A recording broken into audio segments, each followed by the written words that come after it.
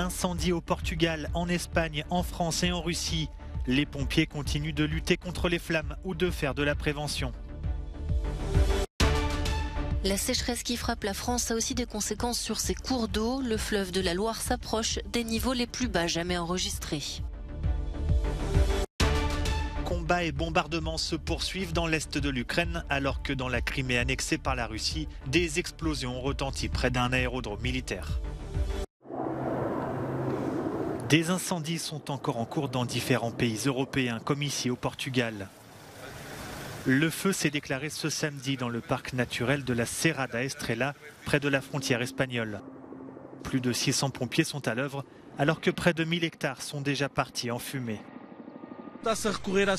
Nous utilisons à chaque instant les stratégies nécessaires. Nous utilisons différentes machines, différents véhicules et engins, différents outils. Nous utilisons vraiment tout ce dont nous disposons pour tenter de résoudre cette situation. En Espagne, face à la sécheresse et aux températures élevées, les pompiers travaillent pour empêcher la reprise des incendies dans la province d'Ávila, à l'ouest de Madrid. La Galice, au nord du pays, a dû lutter contre plusieurs feux de forêt ces derniers jours. Prévention aussi dans le sud de la France, où les pompiers allument des feux tactiques pour contenir le brasier. Parti de Lozère ce lundi, l'incendie s'est propagé jusqu'à l'Aveyron, ravageant près de 700 hectares de végétation. Plus de 3000 personnes ont dû être évacuées.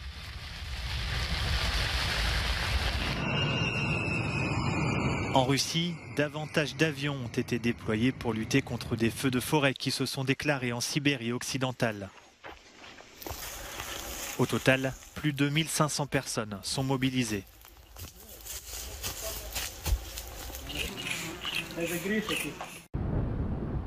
Le plus long fleuve français s'est transformé par endroits en une petite rivière.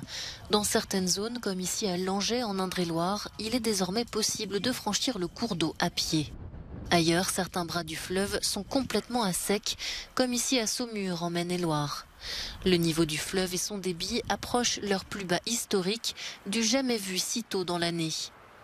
Habitants et vacanciers y voient une nouvelle illustration du dérèglement climatique.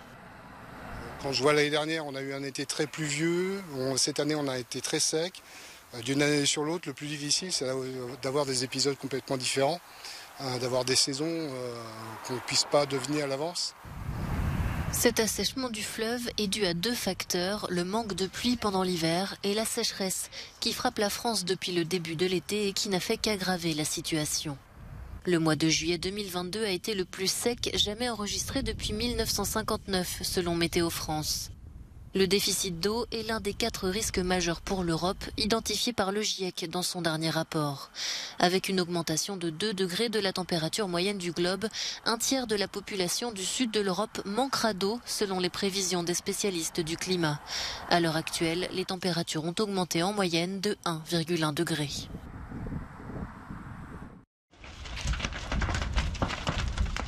Le Donbass, dans l'est de l'Ukraine, est toujours le théâtre de combats et de bombardements, comme ici dans la ville de Bakhmout.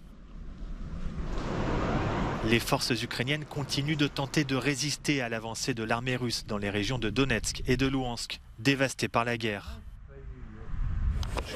Les services d'urgence sont à l'œuvre pour soigner les blessés.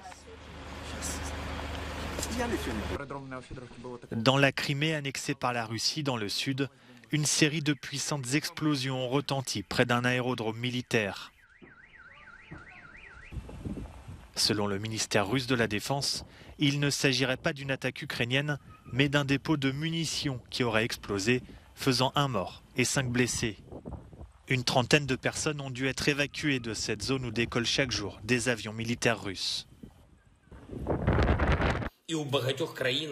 Dans son allocution quotidienne mardi soir, le président ukrainien Volodymyr Zelensky a évoqué la situation en Crimée, estimant qu'une paix stable et durable dans la région et pour les pays voisins est impossible tant que la Russie utilise la péninsule comme base militaire. Selon les autorités ukrainiennes, au moins 3 civils ont été tués et 23 blessés par des bombardements russes au cours des dernières 24 heures. Alors que la communauté internationale redoute une catastrophe si les bombardements ne cessent pas autour de la centrale nucléaire de Zaporijia, Le gouverneur de la région a déclaré que les niveaux de radiation étaient normaux.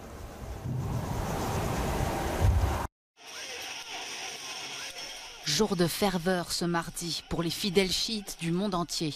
Des dizaines de milliers de personnes se sont rassemblées sur l'esplanade de Kerbala en Irak pour commémorer l'Achoura. Une fête qui prend cette année un tournant hautement politique. Alors que plusieurs pays du Moyen-Orient sont en proie à des tensions intercommunautaires, le Hezbollah appelle à la mobilisation. Nous avons atteint nos objectifs et nous irons au bout du chemin. Personne ne devrait nous juger, nous provoquer ou nous menacer. Et personne ne devrait parier sur notre peur.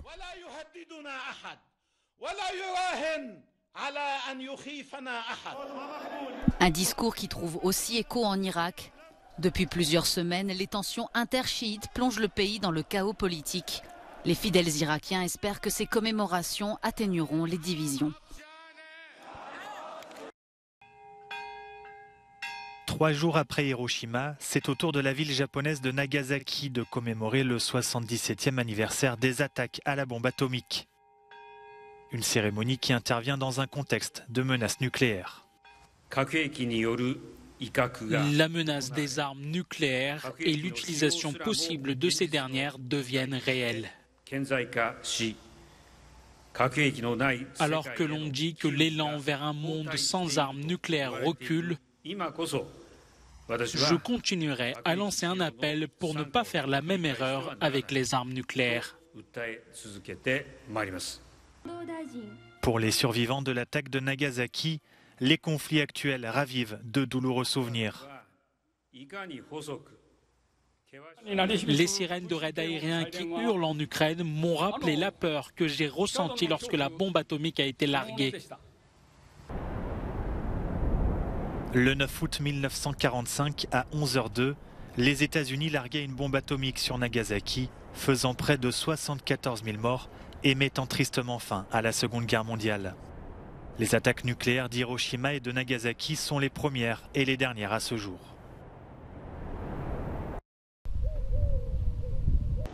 Dans le petit village du Madagenais, la curiosité cet été est sans conteste l'église. Elle abrite un tableau de Rembrandt de plusieurs dizaines de millions d'euros, un Christ en croix peint par le maître néerlandais. Voir le Christ vivant sur la croix, c'est exceptionnel. Et avoir ce tableau dans une commune de 1500 habitants, c'est encore plus exceptionnel. Alors ce tableau a été acheté par un officier de l'armée napoléonienne à Dunkerque en 1804 et donné l'année suivante à la paroisse du Madagenais dont il était originaire.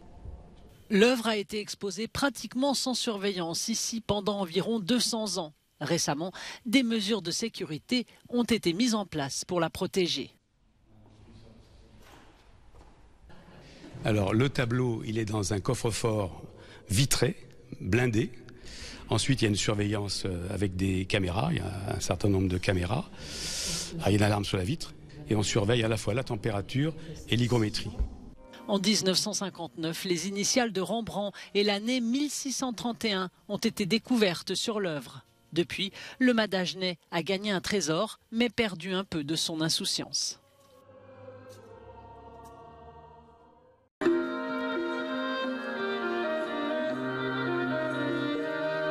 Pour observer ce skieur acrobate, les spectateurs eux aussi ont dû se rapprocher du sommet, en télésiège.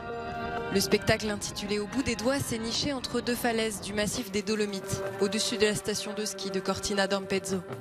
Les artistes grimpent, dansent et font des acrobaties, perchés à plus de 50 mètres de haut. Le spectateur est invité à porter un regard nouveau sur son environnement. Ce qui nous intéresse en premier lieu, c'est de mettre en valeur le site, d'être comme une loupe qui met en avant les forces et la beauté des endroits où nous allons. Lente di ingrandimento su quelli che sono proprio I punti di forza e di bellezza del luogo in cui ci troviamo. Les artistes semblent marcher le long de la silhouette des montagnes des Dolomites. Les spectateurs sont invités à admirer les gestes techniques des grimpeurs, comme la force et l'équilibre des funambules, qui semblent voler entre les deux montagnes.